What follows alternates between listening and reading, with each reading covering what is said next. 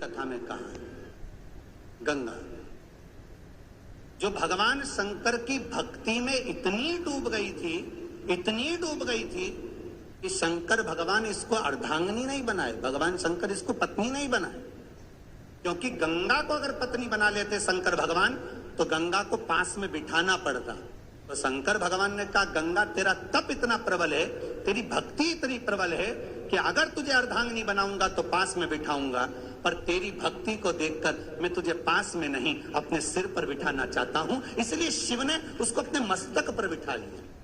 तो शिव महापुराण की कथा कहती है, लिंग पुराण की कथा कहती है, और साथ में गंगा संहिता का स्मरण अगर आप करेंगे उपाध्याय जी तो उसमें आप पढ़ेंगे, और शिव संहिता में भी आप पढ़ेंगे, और ये भी जाने तो एक रावण संहिता में पढ़ लीजिए, उसमें भी लिखा है कि घर के अंदर मंदिर में, देवालय में, पूजन की जगह पर जहां गंगा का जल रखा होता है वहां 12 ज्योतिर्लिंग स्वतः विराजमान होते हैं महाराज, स्वयं शिव विराजमान।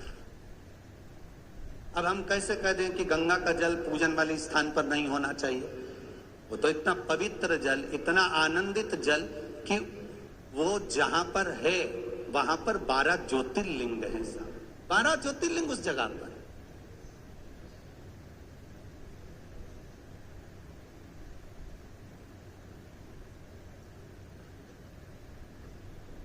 कभी मौका मिले तो एक किताब है जिसका नाम है काशी मरणो मुक्ति, किताब का नाम है। कहीं रेलवे स्टेशन पर कहीं मिल जाएगी, उसको एक बार पढ़ना। कि सावन के महीने में 5 बेलपत्र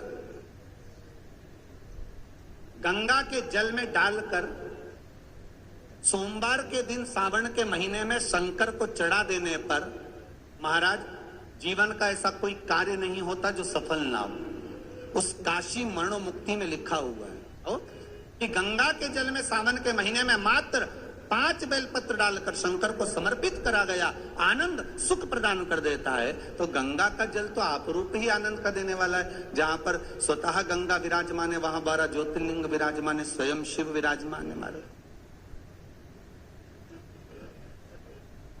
कितने लोग हैं जिनके घरों में गंगा जी विराज रही है? हाथ उठाओ जरा। बहुत बढ़िया, जोरदार ताली, बहुत सुंदर।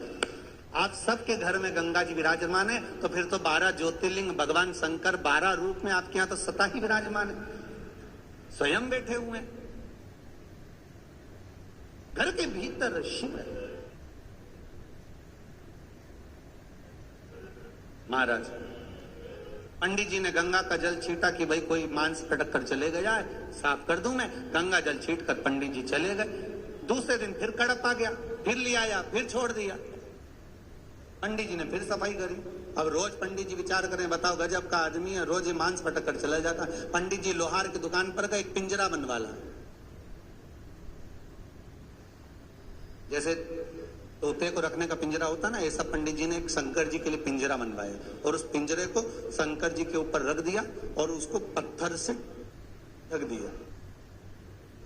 आज कड़प आया और कड़प आया